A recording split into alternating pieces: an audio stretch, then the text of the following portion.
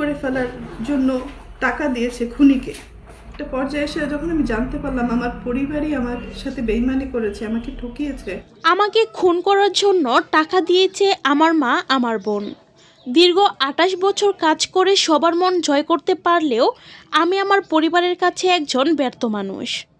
এবার লাইভে এসে কান্না করতে করতে পরিবারের উপর অভিযোগ করছেন এক সময়ের জনপ্রিয় নায়িকা পপি। তিনি বলেন, যেই সময়টা কেরিয়ার করার কথা সেই সময়টা আমি আমার পরিবারকে দিয়েছি। আমি আমার ভাই বোনদের মানুষ করার চেষ্টা করেছি। নিজের ভবিষ্যতের কথা না ভেবে ভাই বোনদের ভবিষ্যৎ নিয়ে চিন্তা করেছি। কিন্তু কি হলো? অবশেষে আমি একজন ব্যর্থ মানুষ হলাম। 28 বছর পরিশ্রম করার পরে এখন আমি আমার পরিবারের কাছে মূল্যহীন। কৃতজ্ঞতা থাকে পশুদের মধ্যে, কিন্তু এদের মধ্যে সেই কৃতজ্ঞতা বোধটুকুও নেই। যে মা আমাকে জন্ম দিয়েছে, যে ভাই বোনদের আমি এত ভালোবেসেছি, তারাই আমাকে খুন করার জন্য টাকা দিচ্ছে খুনিদের।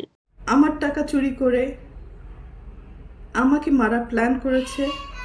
সো ভিউয়ার্স, চিত্রনায়িকা পপির এমন করুণ কাহিনী দেখে আপনাদের কেমন লাগছে তা জানিয়ে ফেলুন ভিডিওর নিচের কমেন্ট বক্সে।